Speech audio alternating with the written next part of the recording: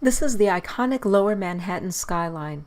It's an ever-changing expression of the city as it grows and changes over time. This is also the neighborhood where I do my walking tours in Lower Manhattan.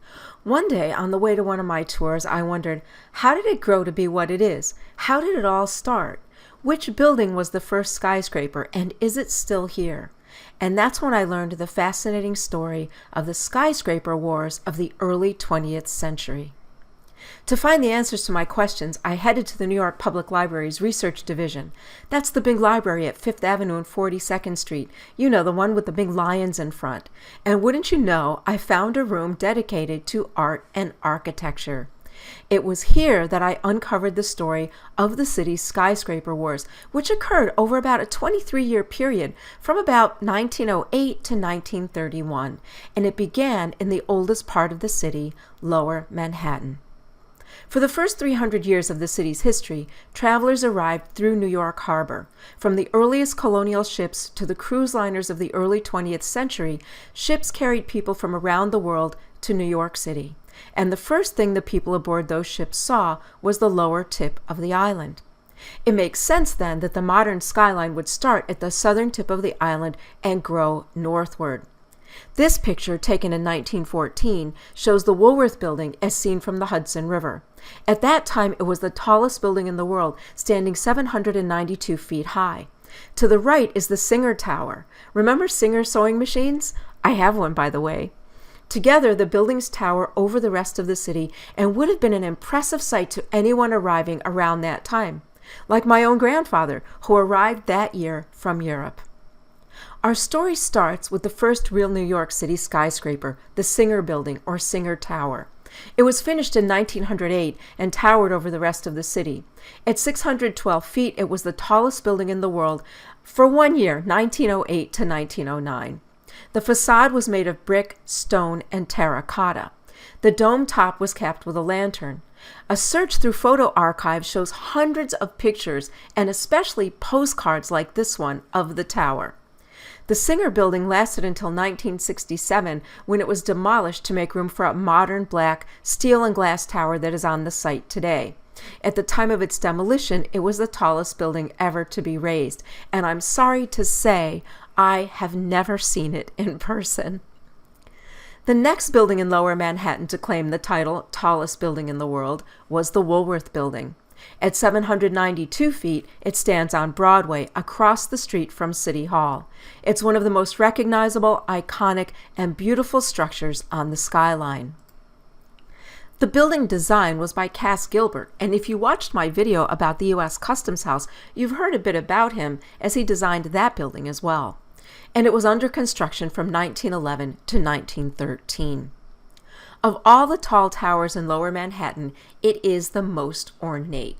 The style is neo-Gothic, which earned the building the nickname the Cathedral of Commerce. And when you look up at the top, it looks like a giant cathedral up there.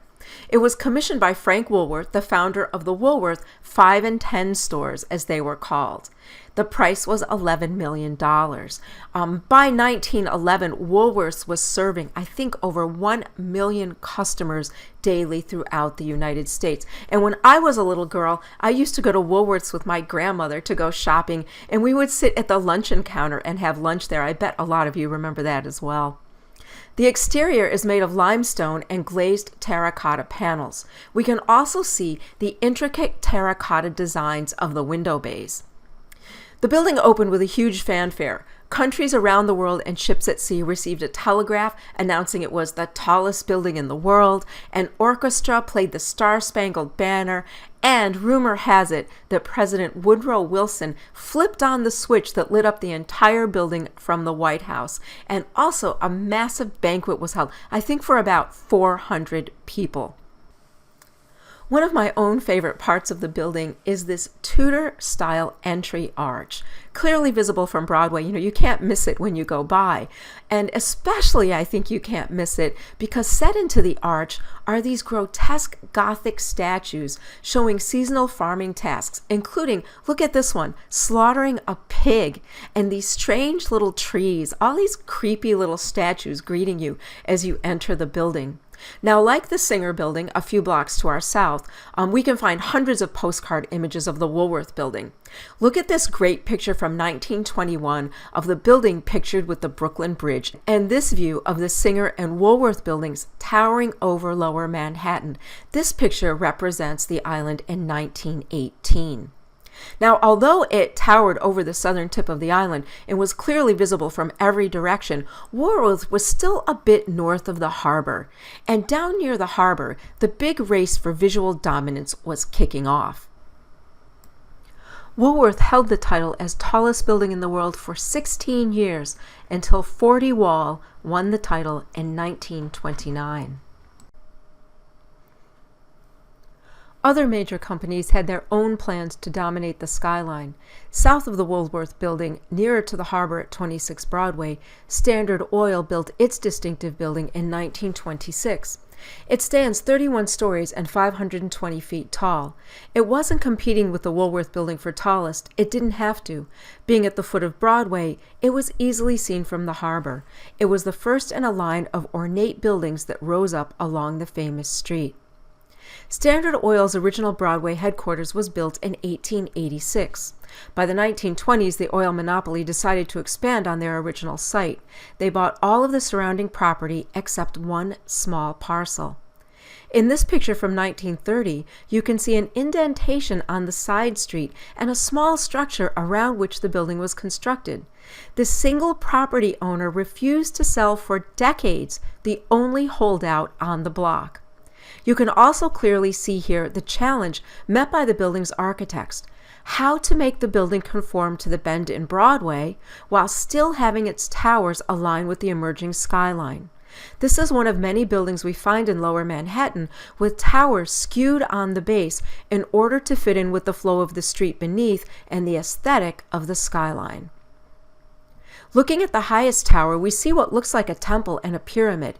It's a reproduction of the mausoleum of Halicarnassus, or the tomb of Mausolus, one of the 7 wonders of the ancient world. It was a tomb built between 353 and 350 BC in Halicarnassus, or Turkey, today.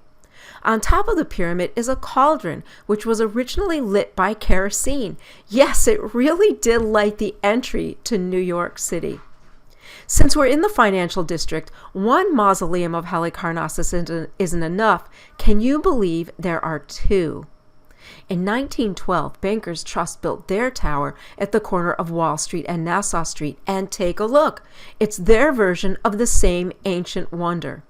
And even more fun, if you stand in the intersection of Broad Street and Beaver Street, you can see both. Looking left is Standard Oil, and straight up Broad Street is Bankers Trust. Meanwhile, on the other side of Broadway, the Cunard steamship line was creating its own masterpiece. This is a picture of the west side of Broadway, starting at the very beginning with number 1. You can see the buildings are in a stepped formation, each a little bit higher than the other, and each one visible from New York Harbor, or at least they were from the 1920s through the 1950s. The third building is the Cunard Line. And at the top we see another temple.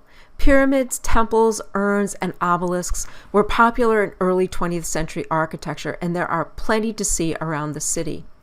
Cunard has plenty of these decorating the facade, as well as various maritime sculptures, and right over the entrance we find Neptune in the center. 2 levels above is a decorative strip of tridents, shells, and other maritime symbols. But let's go back to the top. Did you notice those strange statues on either side of the temple? Let's take a closer look. On both the north and south bays, we find 2 men riding seahorses. Imagine what it must have looked like coming into New York Harbor in the early 20th century and seeing these beautiful buildings for the very first time. Now let's move on to Wall Street and the battle to become the tallest building in the world. The year is 1929, and the race is on to replace the Woolworth Building as the tallest building in the world. The competitors? A bank, the Manhattan Trust Company, and an automaker, Chrysler. To make the competition even better, the architects for each project were former partners, H. Craig Severance and William Van Allen. The plans for both buildings were kept secret, locked in vaults protected by armed guards. Both projects went forward, working 24 hours a day, 7 days a week. Spies for Severance, building the Manhattan Trust Building at 40 Wall, learned that the Chrysler Building's plans showed it was going to be taller. Severance went to the New York City Planning Commission to get permission to amend his plans to include a lantern and spire atop the original pyramid. You can see the lantern clearly from this picture. Incredibly, 40 Wall was built in just 1 year. When it opened, it was the tallest building in the world at 927 feet, beating Woolworth's by 135 feet. But that wasn't the end of the story. William Van Allen, not to be outdone, secretly changed his design as well, adding a 185-foot spire. The spire was secretly assembled within the building and hoisted into place, making it the tallest building in the world at 1,048 feet. But that didn't end the competition between the buildings. Which one did New Yorkers like better? The more traditional style of 40 Wall or the shining Art Deco style of the Chrysler Building? Architectural critics declared 40 Wall Street to be the jewel of Wall Street. In this picture, you can see it standing between two other Wall Street landmarks, Bankers Trust and the eagle-topped Bank of New York. And the Chrysler Building? Well, it was called a nightmarish monstrosity. But which one do you recognize when you view the New York City skyline? Before watching this video, did you know anything about 40 Wall? Do you think maybe the critics got it wrong? The next couple of years saw more skyscrapers tower over the financial district. The Irving Trust Company built One Wall Street. Across the street from historic Trinity Church, the architects made the street-level windows Art Deco versions of the church's Gothic windows. A few blocks away, 70 Pine Street, or the City Services Building, capped out at 952 feet. It's one of the city's most revered Art Deco structures, with separate landmarking designations for the exterior and interior. These pictures are of the ground floor sunflower decorations and lights. And over the two main entrances are giant scale models of the building. The crown is one of the most recognizable in the financial district, but neither Irving Trust or 70 Pine dethroned Chrysler. It would take another Midtown project to do that, the Empire State Building. Completed in 1931 and capping off at 1,454 feet, Thomas Coleman DuPont's project ruled over the New York City skyline until 1971, for 40 years. The contest continues still as buildings so tall they tower over the Empire State and Chrysler buildings rise up over the city. But somehow the story isn't as much fun as the competition of the early 20th century. I hope you enjoyed this short look at the city's early skyscraper war. It doesn't include every building or every story, but the ones I thought you'd like best. Please subscribe to my channel for more like this and check out ways you can support my work in the description. And if you're coming to New York City, take a tour with me. You won't find it on my website, but if you ask me in advance, I'll do an architecture tour for you through Lower Manhattan. Thank you for watching, and I'll see you next time.